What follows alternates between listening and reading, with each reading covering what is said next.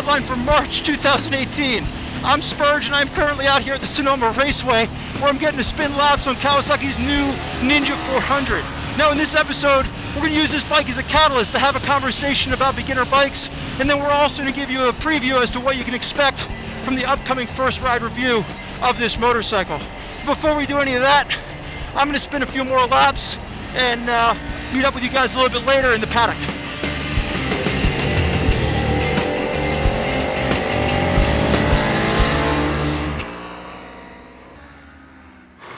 Coming up on this episode, we'll walk you through the newest gear that we're really excited about. Then Spurgeon is going to share his thoughts on the beginner class of motorcycles after spending some time with the Ninja 400 on the track.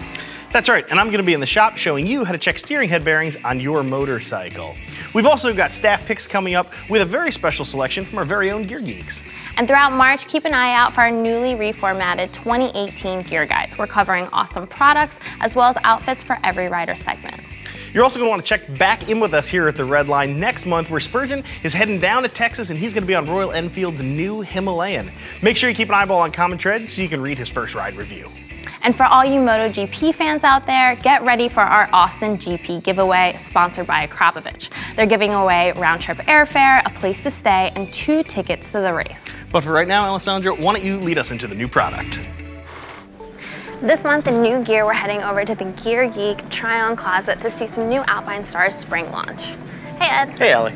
So this is Ed, our in-house product expert. Some of you might know him as Buzzsaw. Ed, what do you want to train the geeks on this week? We've got over 50 new pieces from Alpinestars for this spring and summer. Okay. One of the more interesting pieces for me is the new T-Missile for Tech Air. This is their new entry-level option for the Tech Air airbag system. Coming in sub $400. They did both a mesh and a waterproof version. Okay. This is going to be really great for the spring and summer. Cool. One of the other big things that was interesting in their new glove and boot line was the new Sektor shoe. Now everybody loves the Faster, it's their more driving shoe, casual style off the bike. Right. Now they've taken that same boot, but they've added CE motor protections for it. So this should do really well in the spring and summer as well. Cool. I think the geeks will be really excited. So if you want to learn more about any of Alpinestars' new gear, head over to RevZilla.com to check out our detailed breakdowns. Now, Ed, do you have one more thing for me? I do, it's hiding right behind you. All right. So this is the Arai Defiant-X. If you know me, I'm into more retro-styled lids, and I've been waiting a long time for Arai to bring back some of their old DNA, but keep these new premium features. So this is something that I'm really excited about. And I've got one more surprise for you, Allie. Okay, cool. So we're really excited about this at RevZilla, and we waited a long time to get this to you here in the US. This is Rizoma. So if you're not familiar, Rizoma is an Italian manufacturer, and they're known for really unique accessories tailored to your ride. And while we've added some universal fit parts to start, we'll be adding those more bike-specific parts that they're known for in due time. First though, let's check in with Spurgeon, who's just wrapped up at the track in Sonoma.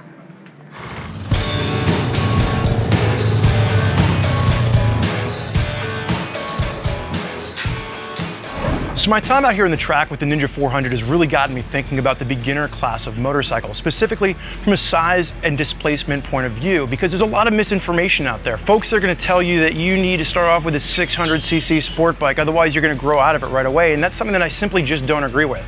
Now, of course, there's going to be exceptions to any rule, and if you grew up riding motocross or quads, yeah, you can hop onto a street bike and probably get something with a little bit more displacement to it, but for the average rider, starting off with something smaller is going to be the way to go, because a smaller size motorcycle is going to make you feel more comfortable. You're going to be able to get on it, your feet are going to be on the ground, and you're going to feel like you're riding the bike, not that the bike is riding you. And from a power standpoint, you're going to really learn how to use the actual power the bike is providing, as opposed to never really being able to use the bike to its fullest potential.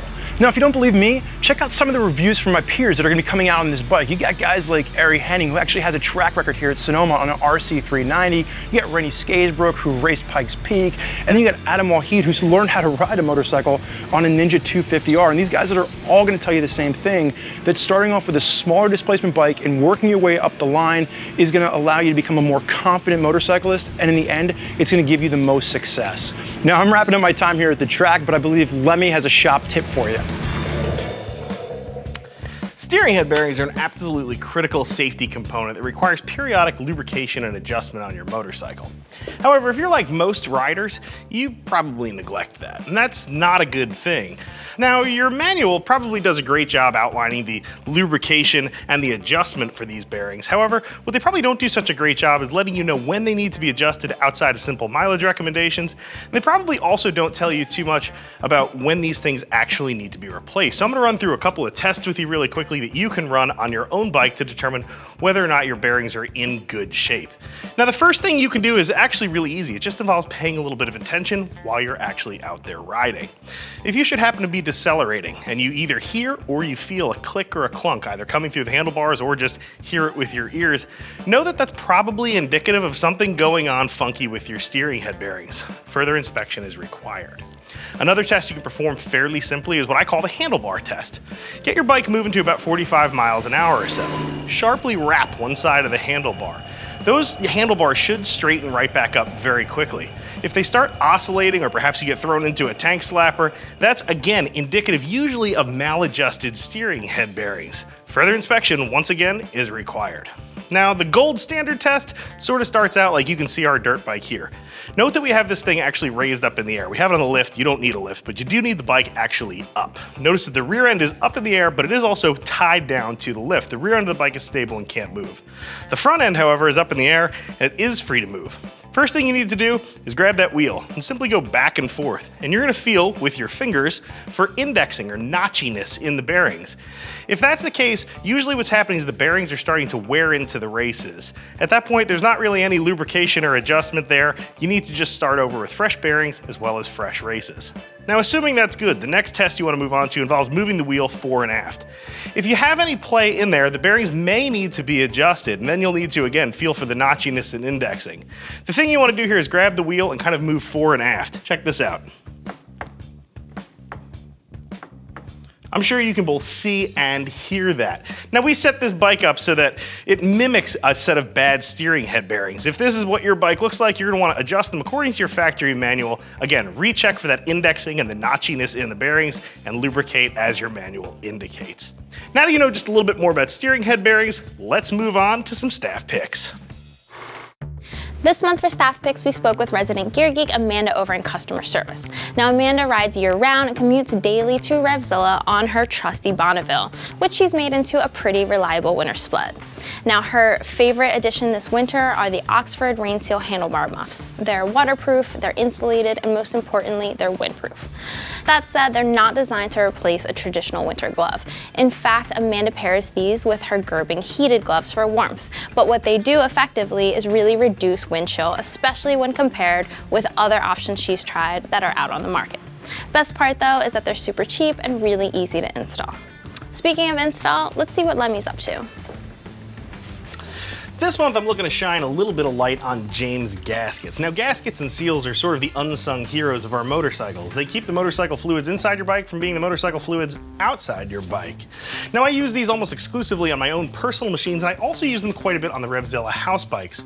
You guys have probably caught a couple of our videos. We're constantly swapping exhausts onto and off of our house Harley-Davidsons, so I want to introduce to you the kit that we use normally when we're doing those installations. The James exhaust gasket kit here fits a really wide variety of motorcycles. Talking Evo Sporties, Evo Big Twins, Twin Cams, talking a good solid 20-25 years of motorcycle fitment here. The kits come with your choice of gasket material as well as a couple of different pieces of hardware. There's a choice in some of the hardware, and there's also a new set of flange clips included in there. Those can really wear out, especially when you're popping a new exhaust on. It makes sense to replace those. If you're considering an exhaust swap this spring, you might want to add some of these James gaskets to your order and really seal things up tight. The other thing I really like that they make too is also their carburetor rebuild kit. Again, this is sort of topical because if your bike is starting to come out of hibernation for spring, you may see a need for a carburetor rebuild. If you're rocking a CV carb on your 06 or earlier Harley-Davidson, well, this is the kit that you need. It's got everything in there to overhaul your carb and restore function to it. Now, if you don't have a Harley-Davidson, I've got something sort of at the other end of the spectrum too, and that is these tie downs by Pro Taper. Now, these are almost specifically designed for transporting a dirt bike, and there's some features built into these things that really make it easy to move a dirt bike by yourself. There's three specifically specifically I love. First, these things don't have a hook on them. Instead, they have a carabiner style clip. Makes it really easy to lock into either your trailer or your truck, depending on where you have your cleats, but you can just pop them right on there and then they don't come off. If you've ever used the hook style ones, they can sometimes fall off as you're tightening up the strap. That kind of stinks. The other thing I really love too is those carabiners are actually on a swivel. I can't tell you how many times I've twisted up a strap and had to redo the entire thing. Fortunately, because of this swivel, you can actually straighten out kinks in your strap while the bike is actually tied down. The last part here that's also really cool is on the other end of this, there's a built-in soft tie. If you don't use your fork tubes and triple trees to tie down your dirt bike, but instead use the handlebars, you can simply pop these over the handlebars and start locking the bike down. Now for our last staff pick, let's head back out to Cali and talk to Spurg.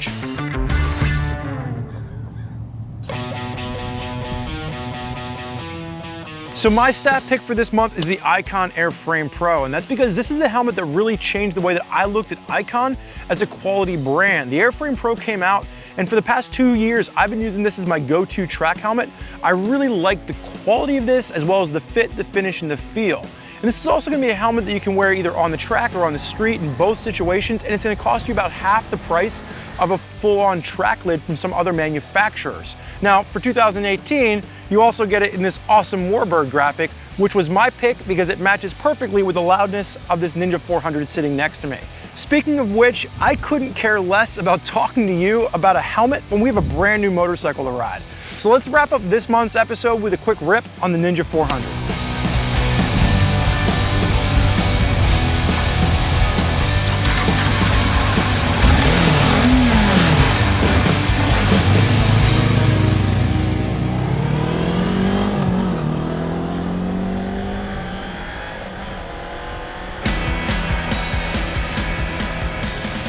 So our time with this month's episode of Redline is coming to an end, but my time with the new Kawasaki Ninja 400 is just getting started. And when I go out for these bike reviews, what I like to do for the first few miles is really just take the information that the manufacturer has given us about the facts and see how those translate to the road and then back to the rider. And if you're a little bit fuzzy on the facts for this motorcycle, keep in mind, this is a lot more than just a new engine. I mean, Kawasaki's giving you a brand new motorcycle. You're getting bigger brakes, a completely new suspension front and rear.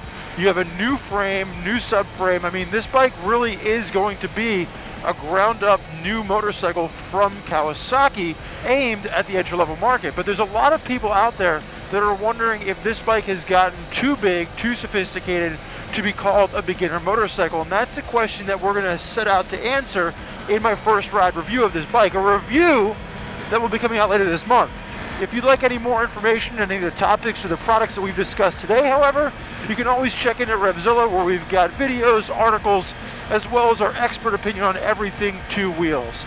As for myself, it is a beautiful day here in California, and I've got a brand new motorcycle to ride. So I will see you next month on the Redline.